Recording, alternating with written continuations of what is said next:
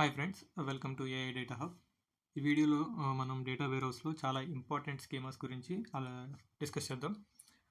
Star schema, Snowflake schema, ఈ రెండు ఏంటి, ఎలా పనిచేస్తాయి అండ్ డిఫరెన్సెస్ ఏంటి అనేది ఎగ్జాంపుల్స్తో ఎక్స్ప్లెయిన్ చేస్తాను. ఎండ్ ఆఫ్ ద వీడియోలో మీ ప్రాజెక్ట్కి ఏది బెటర్ అనేది కూడా నేను చెప్తాను. ఒక క్లారిటీ వస్తుంది మీకు. సో ఈ వీడియో ఎండ్ వరకు చూడండి. మీరు ఫస్ట్ టైం మీ ఛానల్ విజిట్ చేస్తే లైక్ అండ్ సబ్స్క్రైబ్ చేసుకోండి.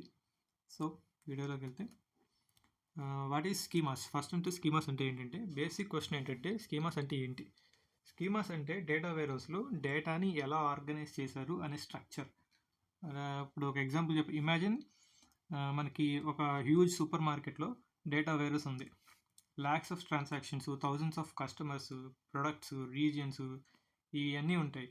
ఈ డేటాని ఆర్గనైజ్ ఎలా చేయాలంటే స్కీమా డిజైన్ చాలా ఇంపార్టెంట్. సో స్కీమాస్ ఎలా హెల్ప్ చేస్తాయంటే రిపోర్టింగ్ అండ్ అనలిటిక్స్ని చాలా ఈజీ చేయడానికి ఈ స్కీమా డిజైనింగ్ అనేది చాలా ఉపయోగపడుతుంది. మనం పాపులర్గా యూస్ చేసే స్కీమాస్ ఏంటంటే star schema and Snowflake schema. Next fact and dimension tables. ఈ స్కీమాస్లో మనకి టూ టైప్స్ ఆఫ్ టేబుల్స్ ఉంటాయి. ఒకటి fact table and dimension table.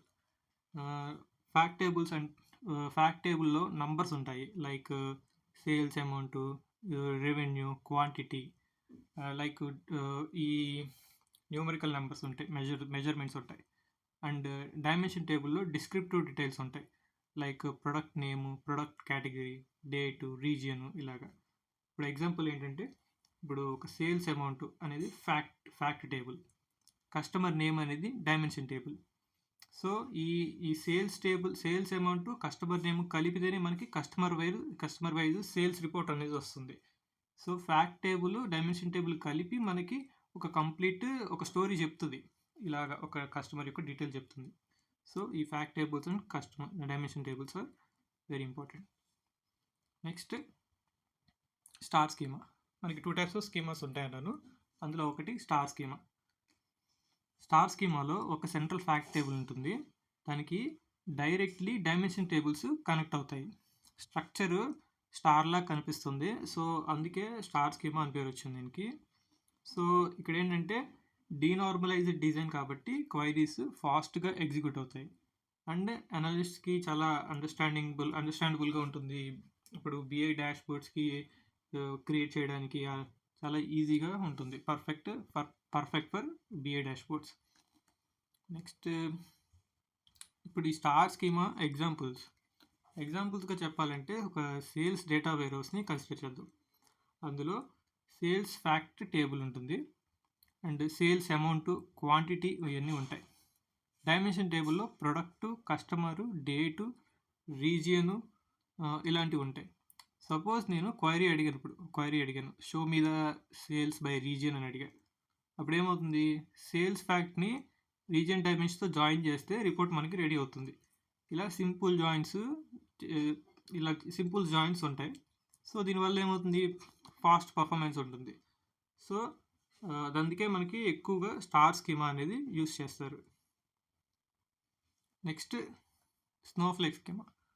ఈ స్నోఫ్లేక్ స్కీమాలో కూడా సెంట్రల్ ఫ్యాక్ట్ టేబుల్ ఉంటుంది, కానీ డైమెన్షన్ టేబుల్స్ని నార్మలైజ్ చేస్తారు.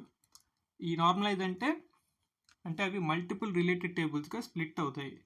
ఇలా మల్టిపుల్గా రిలేటెడ్ టేబుల్స్గా స్ప్లిట్ అవ్వడం వల్ల ఈ స్ట్రక్చర్ చూడడానికి స్నోఫ్లేక్లా కనిపిస్తుంది. సో దీని అందుకే స్నోఫ్లేక్ అని పేరు వచ్చింది.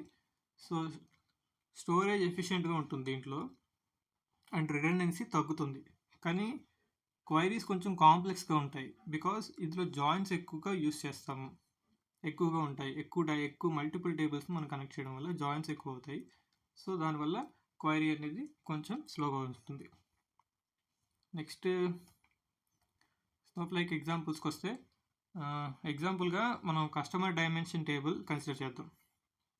స్టార్ స్కీమాలో కస్టమర్ డైమెన్షన్లో customer ID, customer name, city, state, country ఇలాంటివి ఉంటాయి.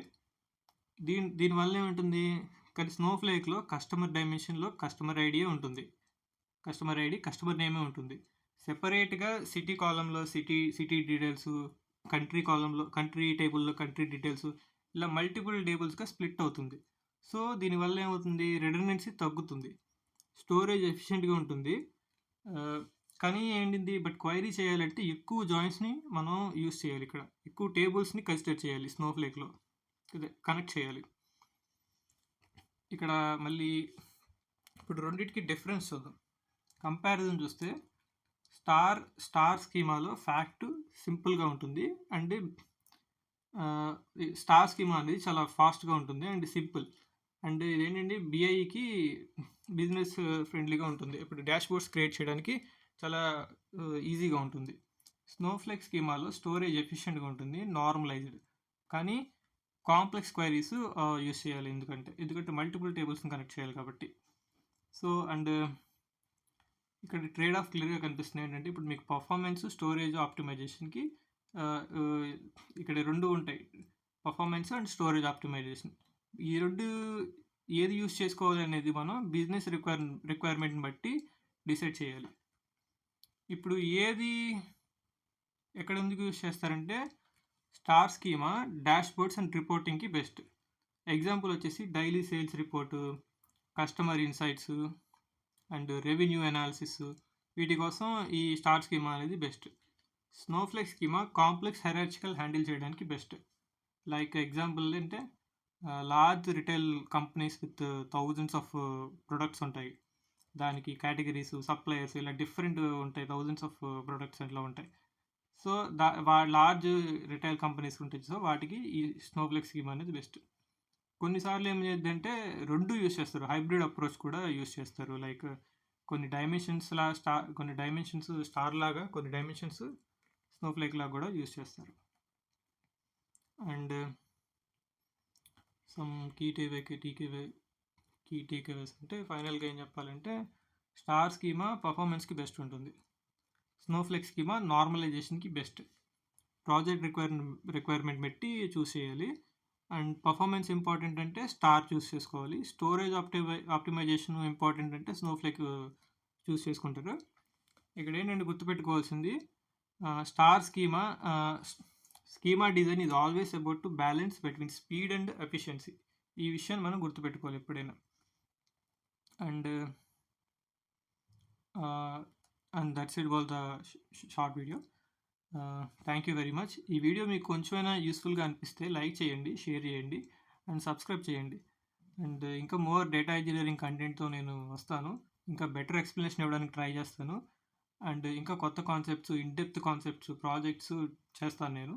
సో నెక్స్ట్ వీడియోలో ఇంకొక ఇంట్రెస్టింగ్ టాపిక్తో డిస్కస్ చేద్దాము. Thank you, see you soon.